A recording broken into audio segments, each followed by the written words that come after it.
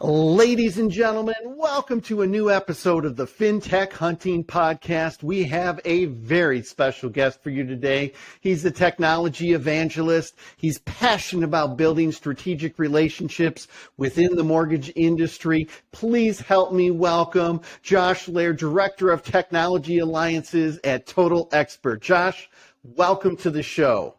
Yeah, thanks, Michael. Glad to be here. Well, it is great to be here with you. You always have insights. So what I want to talk about first, for our listeners who might not know you, tell us a little bit about kind of how you got into financial services, the mortgage space, and then we'll jump into and discuss all the things that are happening in the space today. Yeah, definitely. So I got pulled into financial services while I was still in college, actually. I worked for a top 10 Visa card issuer and got hired on as their first actual in-house developer. So started developing new technologies, delivered a number of technologies over my career there, which lasted about a decade, at which point I actually transitioned into the mortgage industry. There's a company called Mortech out of Lincoln, Nebraska, which is a smaller pricing engine. But I had a friend that was over at Mortech who said, hey, we're looking for a product manager to come join us. You want to take on the challenge? I said, why not? And from there, it was kind of nice. We got acquired by Zillow Group, which gave us some additional opportunities.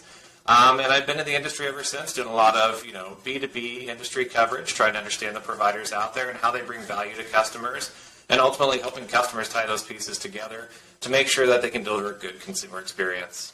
And then over the last 2 years, it's been here at Total Expert. So, yeah, quite the journey. Outstanding. Great. A wonderful background, and you can see where it ties into technology and adding value to customers. So let's talk a little bit about what's going on in the industry. Shifting currents are taking place. Refis are drastically drying up. Doesn't mean there's not going to be refis. There's still going to be a lot of cash out and everything else, but shift to a purchase market. So as that starts to shift, what are some ways that lenders can leverage data and insights to impact their business and make better and more strategic decisions? Yeah, that's huge. I think, the numbers as of today, I think we're up over 4.5%, right? So you're talking about highest rate since 2018. The crazy thing is I think there's still refi opportunities out there, right? It's obviously decreasing as rates go up, but there's still that understanding that we have with our existing customer base that there is opportunity to refi and save them money. When we talk about data, I think one of the things that's super exciting is the breadth of data that's available out there, right? We're starting to understand, what data can we get from our partners? What property data do we have available? The AVM models are getting more and more accurate by the day. And tying a lot of those different pieces together can tell a really compelling story with the end consumer, right? So we talk about, how do we get that AVM data, understanding what their original loan amounts were, and really telling a good, cohesive story to that consumer about the money they can save on their loans. I think that's what is really exciting to me is even though rates are going up, there's still a way to form those stories in a way that are going to be compelling to consumers, right? I think we talk about the average equity. I think it's $178,000. I think is what the average equity is of a consumer today that owns a home. It's not about saving them money to lower their rate. It's about taking that equity out and making sure you're taking it out for the right reasons. For the reasons that consumer is looking, that'll advance their personal goals. Exactly. And you talk about a lot of those reasons, and I agree with you completely that refis are not dead. Their volume is going to decrease compared to the heyday in the last year or two, but there's a lot of strategic reasons why somebody's going to refi. And I think one of the things that the pandemic has taught us is people are willing to know that, hey, in home now, maybe I need a home office. Maybe I need a room for my kids to do schooling, whether they're going to go back or whether they're still doing digital or whether it's a hybrid. Hey, you know what? People are around our house a lot more. Maybe we want to add a pool. Maybe we want to add a fence. Maybe we want to do something else. So I agree with you completely that, refis are not going away. Let's talk a little bit more in depth then about refis. Cash out refis. Talk to me about kind of what you're seeing in the marketplace as it relates to cash out refis and some of the best ways to stay in contact with consumers to get those refis through. Yeah, Great example, right? Like that's exactly what I'm doing right now with my wife is we're looking at, not necessarily refine to save money, but refine for that additional value in our home. So, potentially expanding out our property. So understanding, do we need to build that extra room, right? So I think that's the big piece is making sure you're delivering the messaging that's going to resonate with your consumer. So I think about my scenario, right? And I think about really our journeys automation and what we do within Total Expert. If I can understand from a lender standpoint what the consumer wants and what their goals are, I can drive that very personalized messaging at the right time to get my consumer into that cash out refi, right? I mean, I can advertise cash out refis all day, like, hey, you have $178,000 equity in your property. If you're looking to do something, that's great. But if I can understand from my consumer, even directly, right, by doing surveys with them, collecting that zero-party intent data, I can actually form that messaging up for that consumer to help them achieve the goals they want to, right? So you talk about, hey, Josh, I know that you guys are staying at home more, and you talked about potentially expanding your home. I have cash out refi rates and I understand how much you have. Is this something you're looking to do? Or even showing that interest in the consumer, right? So saying, hey, giving that personal feel, I think is huge, right? And driving that automation alongside that to keep that messaging going and that personalized messaging, I think is bringing together two things that are going to drive a lot of value between the consumer and lender. Well, and I think you made some really important points. Is part of it is leveraging the data so that you can deliver personalization, right? Like you said, not just saying, hey, we have cash out refis. Great. Everyone's got cash out refis. But if I know specifically some information about Josh and his wife and what they're looking to do and where they're at on the journey, that hyper personalization is what's going to attract and really allow for a much greater engagement. And that's what you're trying to do, right? I mean, every lender out there, majority of lenders can offer a cash out refi. Why should they come to your mortgage company versus someone else's? And I think it's that engagement along the journey with hyper personalization that really makes that happen. Yeah. Well, and like we talked about, at the top of the conversation here, it's just there's so much personalization data available out there. And that's something that we're really focusing on is how can we pull that in to give those insights and pull those insights together. I mean, let's talk, even further about this example, right?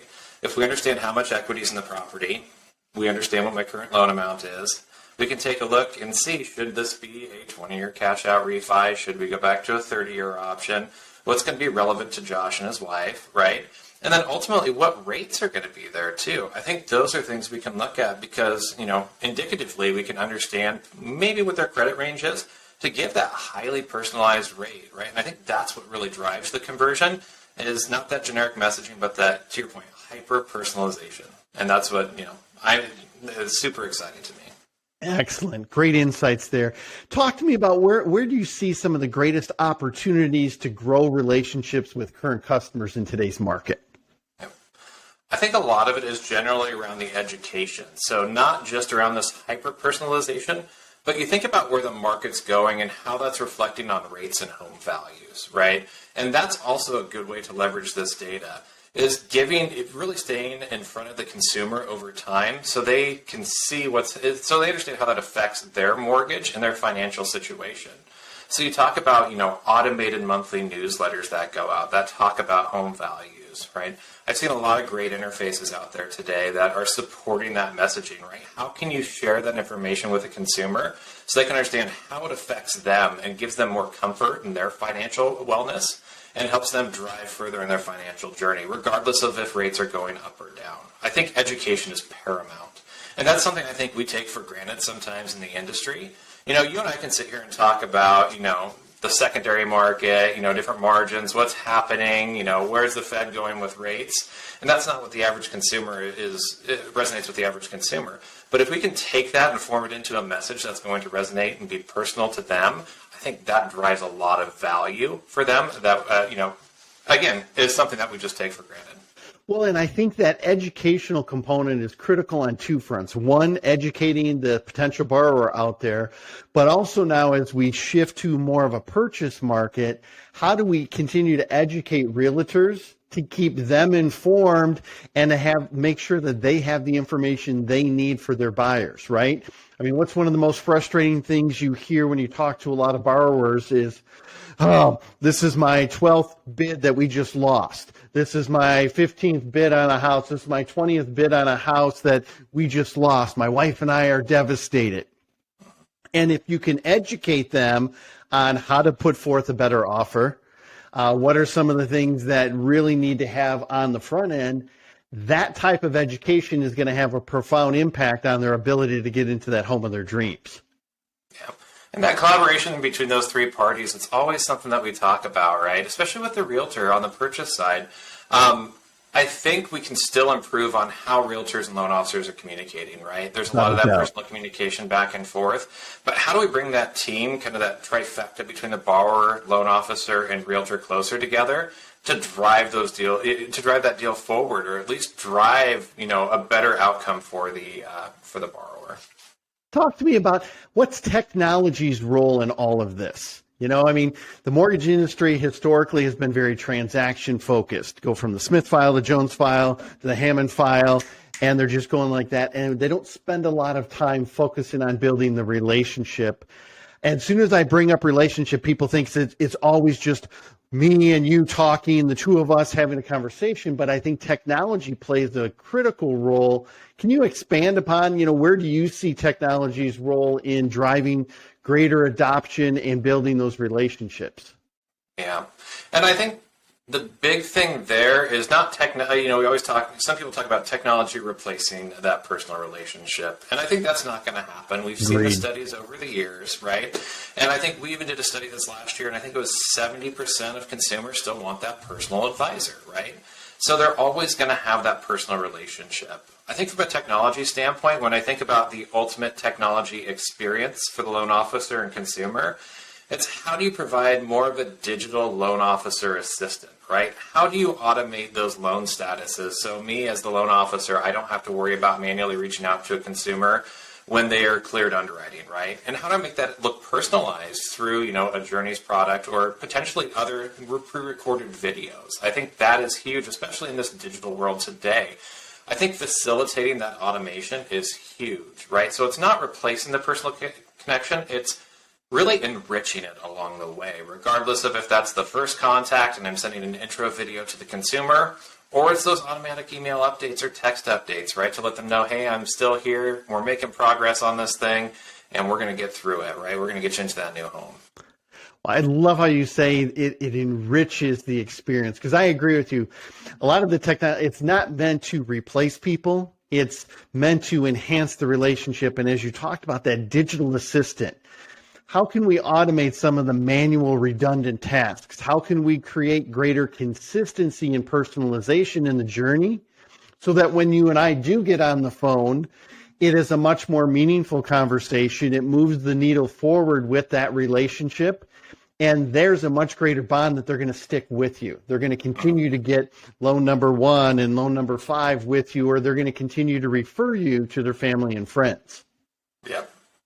Well, and it's funny, you talk about that automation, right, and that supporting of the journey.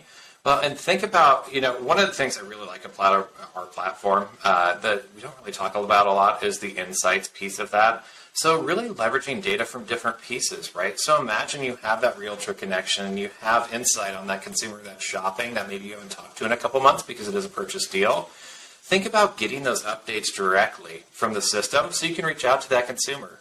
And this is the really cool thing about the platform is we're not only reaching out to the consumer manually or saying, send a task to, hey, loan officer, reach out to this consumer, but really sending that automated message on the back end to support them to say, hey, just want to make sure you're still in a good spot, you're pre-approved, you're shopping. If you need anything else, reach out when you have time, right? I think that's the power of some of these systems is using that automation piece, that like I said, automated loan officer assistant that has that intelligence. Absolutely. So you handle a lot of alliances and partnerships and everything. Talk to me. What should lenders be looking for in a tech provider? How do they vet that tech provider? Walk me through a little bit of that. Yeah. In terms of the technology providers, I think one of the big things, and as you look at, especially at some of the lenders we talked to today, there's so much technology out there, and you have different branches that want to leverage different pieces because they've seen success with it. And I think one of the biggest, I guess, one of the best ways we've seen to vet these technology vendors is really put in the hands of our top producers, right? If you can put those things in the hands of our top producers or let them review those, they start to see, okay, is this actually going to help me, or is this going to be something else that I'm entering data into, right? A lot of the platforms that show value today are the ones that you're not entering data into, right? It's not affecting your day, but you're seeing value as an output. So I think that's one of the biggest things is how can we put those in front of top producers to make sure that it's actually affecting us, you know, or driving progress in the right direction versus just another tool that might take up some of our time. I think one of the other things, and I like to point this out too, is really around the data sources, right? We talk so much about data and what's available out there, whether it is intent data, maybe it's property data, maybe it's, that first party data we're collecting. That data is so expensive. And I think one of the things we have to vet when we look at that data is how do we actually put that data in action as well? Because I think we can buy a lot of really cool data. And I like to look at this data too, right? That's one of the things we have a key focus on. But unless you're actually going to put that into action and actually drive an ROI on that, I think you have to evaluate it in that way. And again, you can do that through your top producers. That's such a good point because you're right. There is so much data out there in the mortgage industry, but is it useful? Are you putting it into action? How are you applying it to drive more business? How are you using it to leverage and enhance the relationships you have with the borrower? Where do you see the rest of the year going, right? You know, we're already in the second quarter.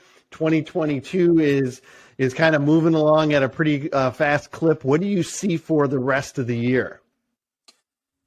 It's very interesting. You know, I think we've seen it already. There's so much interest in people taking advantage of their existing databases, whether those are leads they've acquired in the past or loans they've originated in the past. You know, in a lot of scenarios, it's going and building that new relationship. How do I build that next relationship? What leads can I buy? It's so competitive in that space right now that it's really how can I look at my existing database, throughout the course of this year to drive intelligence and build more business out of that to bring my cost per funded loan down. You know, it's interesting. We could say rates are going to go up, rates are going to go down. It's so interesting to watch, especially with where we're at. My personal opinion, because everybody has their own personal opinion on this, right, is that I do think this is going to last us for a little bit, right? But I think we've got to peak at some point, and I think we're going to see rates come back down. I just feel like there's so many levers that have to be pulled in the right direction for higher rates to be sustainable, right?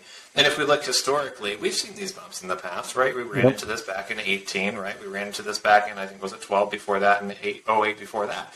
We've seen these jumps, but ultimately we're still on that downward trend. So I think a lot of what we're going to see is how can people take advantage of those existing databases and drive some of the, pair with this intelligent data so that they can actually stay in a spot where they can, I don't want to say stay afloat, right? But they can actually stay successful through these ups and downs until we get back down to that, that lowering rate environment. What's next on the horizon for Total Expert? One of the things I'm super excited about, and it might be because I'm hiring someone to do this specifically, but it's really taking a lot of this data, right? Like I said, there's so many different data sources, and we're cataloging a lot of this right now and trying to understand what's successful, right? We want to add fuel to our engine. So how can we pair our automation engine, that hyper-personalized engine, with a lot of these intelligent insights and make it turnkey for lenders? So you think about, are there AVM data? Is there AVM data you want to pull in? Is there cool intent data, right? Are we collecting surveys from Facebook potentially, right? How can we pull all this data together in an easy way for lenders to enable it and really enrich their ecosystem rather than having to acquire all of these different data sources on their own? Great insights, Josh. You and I could continue to talk for hours on technology. For anyone who wants to find out more about you or Total Expert, what's the best way that they can get a hold of you? Yes, so definitely feel free to reach out to me directly on LinkedIn or directly through email. It's joshlehr@totalexpert.com. And definitely check out our totalexpert.com website. Lots of good information on a variety of products that we have available to help you not only on this customer intelligence piece that we're talking about, but really also driving more purchases. Excellent. Josh, thank you for being a guest on this episode of the FinTech Hunting Podcast. Yeah, thanks, Michael.